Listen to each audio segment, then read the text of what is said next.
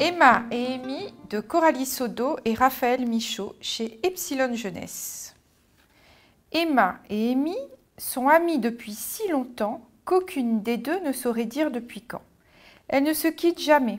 Bien sûr, Emma a souvent dû attendre Amy qui fait tout au ralenti, mais elle a appris la patience.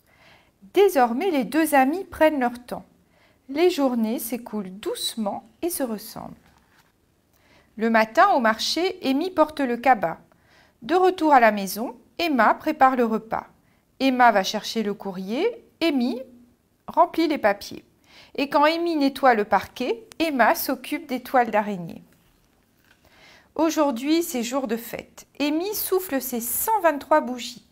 Malgré les apparences, elle est encore jeune pour une tortue de son espèce. Emma, quant à elle, est devenue une vieille dame et se sent vite fatiguée. Préparer un joli gâteau pour son amie lui a demandé beaucoup d'énergie, mais elle est tellement heureuse de lui faire plaisir.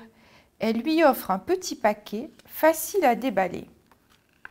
Amy découvre une carte du monde avec un chemin tracé au crayon. Elle comprend qu'Emma veut voyager et trouve que c'est une merveilleuse idée.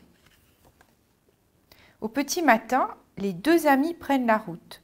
Emma porte sa besace, Amy porte Emma sur sa carapace. Elle croise quelques passants ébahis. Emma sourit et s'écrie « Mon ami et moi allons au bout du monde ».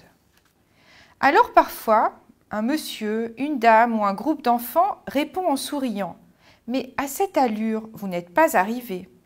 Et Emma, enchantée, se plaît à ajouter « Nous ne sommes pas pressés, nous avons toute la vie devant nous ». Les journées passent et ne se ressemblent plus. Emma et Amy se régalent du paysage qui défile sans fin. Elles profitent de chaque instant. Et le soir, elles trouvent un couvert et un lit pour Emma.